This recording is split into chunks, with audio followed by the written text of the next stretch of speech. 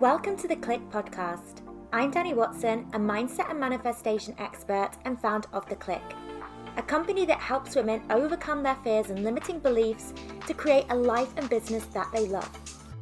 Within this podcast, I will help you get clear on what you want, identify the blocks that are holding you back, transform your mindset and raise your vibration so that you can co-create magic with the universe. If you are looking to design a life that truly sets your soul on fire and manifest more success and abundance, then you are in the right place.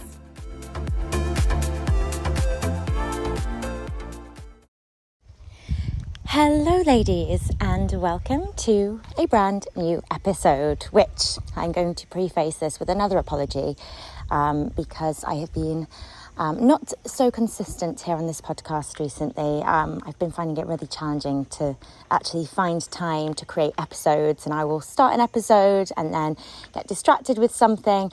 It's the summer, so I've got my kids home now. They've finished nursery for the summer. And we've also got builders at the house. We've had lots of visitors come and visit us. So it's been very, very chaotic. And then on top of all of that, I've recently launched a brand new program, my feminine leadership program, She Leads. So I've been very busy making sure the launch of that has all gone smoothly. Now, there was a couple of days last week where I was getting really frustrated with myself because I just couldn't find the time to just record a podcast episode from start to finish. This was one of those moments where I just had to check in with myself and ask, who is the person that is putting the pressure on here? And the only person that was making the situation stressful was myself. And I think this is something often that happens as business owners is, we start a business because we get to create the rules. We get to be our own boss. We get to work in a way that feels good to us. We don't have somebody dictating orders at us. But then equally, we can then become our own worst enemies, our own boss who is creating the pressure and the stress. And this for me was just a reminder that I get to create the rules. And this is the same for you as well. You get to create the rules. You get to set the standards for your life and how you want to show up and how you want to work. And it gets to be fun and it gets to be enjoyable. And this was one of those moments for me where I had to remind myself that I'm the only person creating that stress and pressure. If an episode doesn't go out 1 week, 2 weeks, 3 weeks, it's not going to be the end of the world. Now, of course, there is something to be said for consistency. And, for me, I really want to be able to show up for my audience consistently. But equally, it's got to be at a point that feels right for me. And I'm not going to beat myself up if, let's say, for 1 week, I don't manage to get something done. And I really want to be an example of how to show up for other people that have a business as well. Because I know a lot of women that I connect with, they create a business wanting to really get away from that pressure and stress of perhaps a corporate job, but then create an environment that's just as pressured and stressful because they're putting on themselves these really high expectations of how, they should be showing up for, their business. So let's dive into this episode then, because I actually want to go into part of my She Leads daily ritual. So as a reminder, She Leads is my feminine leadership program. And as part of that program, I actually share my daily ritual, which has really sort of transitioned over time since I became a business owner and since I've kind of developed my business and my entrepreneurial journey. I've had a pretty solid daily ritual since starting out on this path. In fact, it was one of the first things I started doing for myself in terms of my own personal development. I read the book The Miracle Morning by Hal Elrod, and that really sort of shaped my morning ritual as a new business owner, new entrepreneur, making sure that I started my day in a really intentional way. And a lot of the principles of that morning ritual are still very much what influence my rituals that I still have today. But I've realized that a lot of things have changed in terms of what I include in my ritual. And also in terms of the outlook I have to my daily rituals as well. It used to be very much a part of my to-do list. So I would very much be, okay, I've got to get this daily ritual done before I start my day. It was almost like a thing that I had to get done. And I definitely enjoyed the process of my daily ritual first thing in the morning, but it was very much a part of my to-do list. Now, a big part of me leaning into my feminine has really been to step away from this goal-orientated approach to life where we're just doing things for the sake of getting it done. We're doing, meditation or reading or journaling for the sake of saying, okay, well, I have done this today, and therefore perhaps feeling a little bit better because of the fact that you've done it, not necessarily because of the process itself. And I found that I was getting to a stage like this kind of stage with my own daily ritual where it was almost like this chore that I had to get done, and then I would beat myself up if I hadn't done it that day. And so a big part of me shifting into my feminine is to really be to ask myself, with everything that I do, how can I enjoy this process the most, and making that the goal rather than the getting it done, the actual goal. So for me, the ritual is obviously it's something that I want to stay consistent with, but kind of going back to how I started this podcast, I don't want to be beating myself up if I don't have space in my day, or if something crops up that morning and I can't do, my morning ritual as planned. So I'm the mother of 3 small children, so it's very often that life is unpredictable. Anybody with small kids will know this. Life is very, very unpredictable, and I have made a conscious decision to be as fully present with my children as possible. As much as I make sure I honour my own needs, there will be mornings where just something comes up. Maybe one of my kids is sick or something happens and I just don't have that time. So I want to preface this by saying a ritual, any kind of daily ritual, is not something that should feel like a burden or a chore, or it's something that you're pressurizing yourself to do every day. Consistency is obviously key, but life is going to sometimes get in the way, and that is okay. The last thing you want to do, it defeats the whole object, in fact, if you start beating yourself up for the fact that maybe you've not done anything for a week, a month. It does not matter. Every single day is an opportunity to start with a blank slate, and you do what you can with what you have, what time you have, and you just enjoy the process as much as you can in that moment. Okay, and this is what I choose to do now. How I choose to show up for myself and for these daily practices.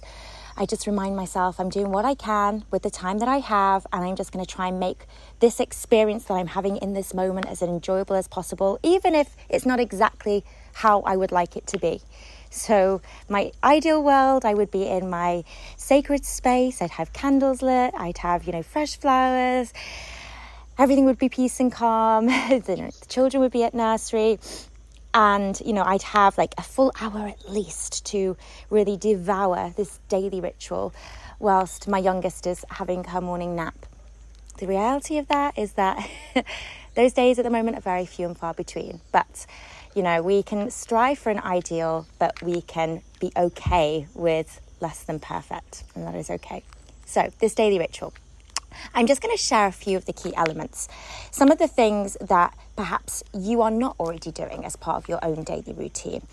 And these are the things that I've kind of slowly weaved into my daily practice over time. Things that I felt have really helped me not only connect with my future vision, but also really lean into my feminine energy. So a big part of, for me, my journey has really been finding a way to work and create extraordinary success, extraordinary wealth, extraordinary impact, but doing so in a way that feels really good from this place of ease and flow. And there's practices that have really helped me tune into this. So one of these practices has been emotional freedom technique. So EFT, I've spoken about this on the podcast before. It was something that I used to do just at moments where I kind of felt like I was kind of really needing it.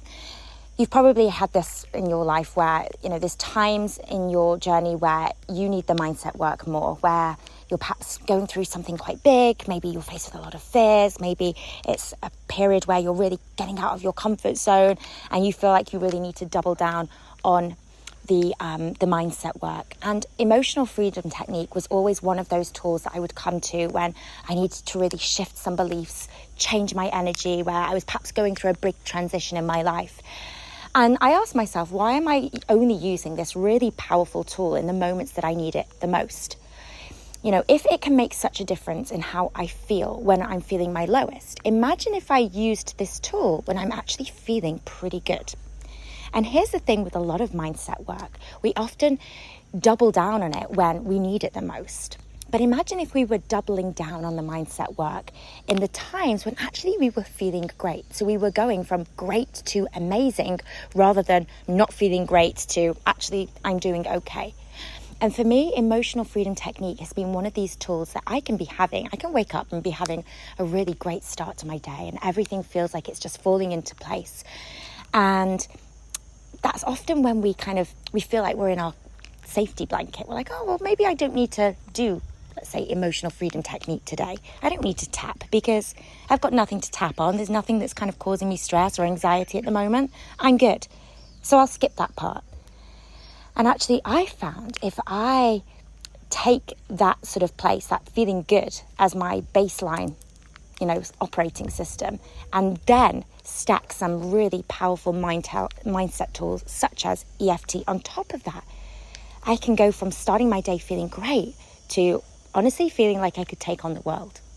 So emotional freedom technique then has become as regular as possible, a daily part of my ritual.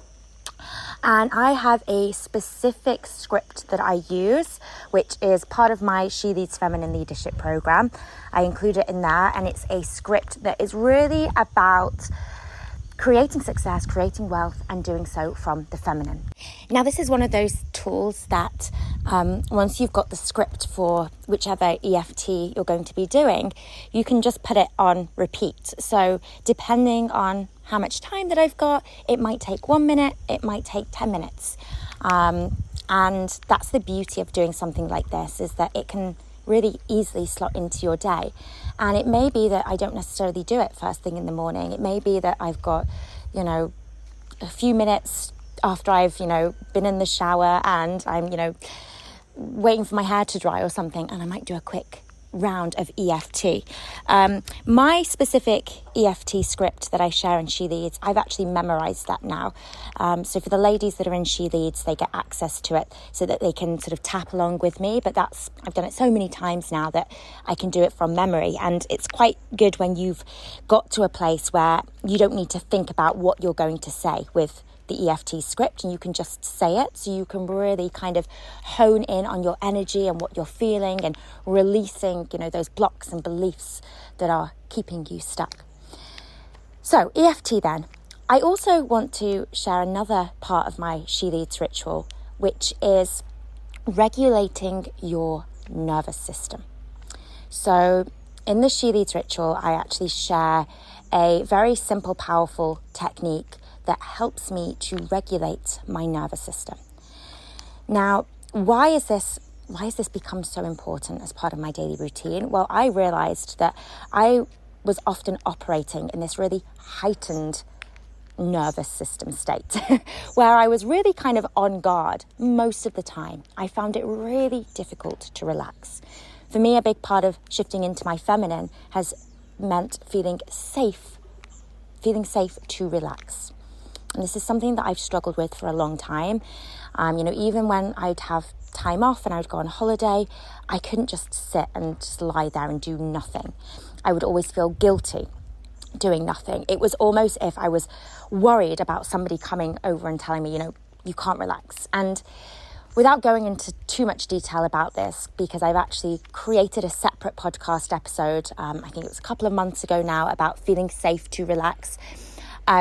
When I started to dig into this, a big part of it was when we were younger, my mum would kind of never really let us just sit down doing nothing. We always had to be doing something. We had to be either helping out in the house, we had to be outdoors playing, and we were never really allowed to just sit and just completely relax. And my dad worked away a lot, and so my mum was raising me and my 2 younger sisters, often single-handedly. And I can only imagine now, being a mother of 3 children, how stressful that could have been. So there was a lot of times where we experienced volatile parenting. My mum shouting, getting frustrated with us. And so as children, we were almost taught that we had to be in that heightened emotional state, ready to fight or flight. as a way to sort of take ourselves out of the firing line. And so as an adult, I've often, as I said, found it very, very difficult to relax. And for me, it's really been about training my nervous system to feel safe to relax. Our subconscious is always going to gravitate back to what is familiar, what is safe. And for me, that sort of subconscious programming is you're safer if you are on high alert at all times. And this just wasn't useful for me, especially when I, made this conscious effort to be more in my feminine and to work in a more relaxed way and to live my life in a more relaxed way and to be able to take my foot off the pedal and not feel, like freaking out if I was relaxed. I needed to basically retrain my nervous system.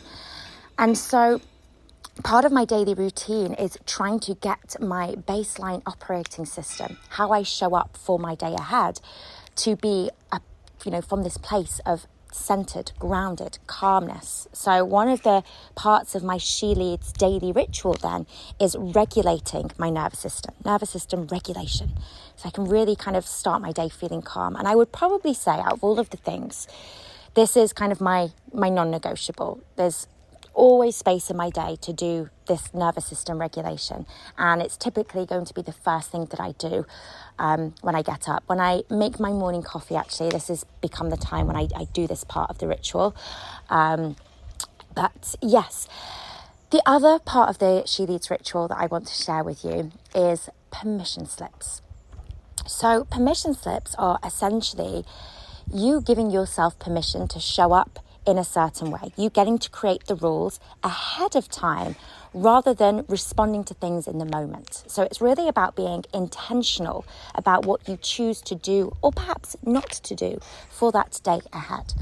Now, the reason why I found this has been so beneficial is because I was somebody that really struggled with feelings of guilt that I hadn't done enough. And a big part of this was my worthiness being attached to how hard I worked and how productive I was being. And so if I hadn't done something that day, it was almost then that I would beat myself up about it. And so what I found to be really useful is to give myself permission ahead of time about what I am going to choose to do or choose not to do. So let's say I knew I had in my sort of plans that I wanted to get something done. Maybe it was a piece of content created. Maybe it was, the next chapter of my book that I'm writing. And that day, I just kind of felt like this isn't the day. I'm not feeling inspired. I'm feeling quite tired. I've got other things that, are commanding my attention. Rather than saying, okay, I'm just going to soldier on and do this, I would give myself permission to not do that. I'd say, look, I am saying to myself, you don't have to do this today. You don't have to show up in this way today. And it's almost kind of approaching yourself from this place of self-compassion. It can also, on the flip side, it can also mean choosing to consciously show up in a certain way for the day ahead. So rather than going about your day by default, it's almost creating your day by design by saying, today I give myself permission to be, maybe it's firmer in my boundaries, maybe it's more confident, maybe it's, I give myself permission to be lazy. That can also work as well. It's just really about owning your choices, okay? Not feeling bad for the choices that you make, owning all of your choices. And I think there's a lot to be said for that, because we're so guilty sometimes of beating ourselves up about what we do or what we don't do, getting to the end of the day and saying, I've not done enough, or, I could have been more this today, or looking back at something that happened over the day and saying, oh, why didn't I, be more, bolder in that conversation? Why didn't I state my needs in a clearer way? If we can think about the day that we've got ahead and think about, what do I choose today to give myself permission to do or to be, or, to not to do or not to be, we can really start to own more of our decisions and therefore feel better about them. Take that personal responsibility and realize that we are, we get to live and choose our lives by design rather than by default.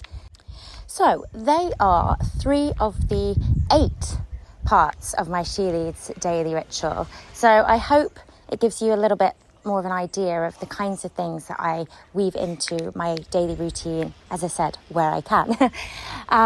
I'd be curious to know, what are some of the non-negotiables for your daily routine? If you follow me on Instagram, come and say hello at Dani_Watson_coaching. And yeah, just let me know on one of my most recent posts, or you can drop me a DM. Like, what are your things that you weave into your day that for you have become a non-negotiable? Thank you, ladies, for tuning into this episode. As always, I am going to go and see what is going on in my house. We've got builders going on, so it is all very crazy with the renovations that we currently have going on at the house. I will wish you all a wonderful, wonderful week, and I will catch you on the next episode. If you're wanting to build your own successful online coaching business, make sure to check out Freedom, Abundance and Impact, our free 10-day business and mindset course for coaches and aspiring coaches. To access, simply head to wearetheclick.com and click free course in the menu.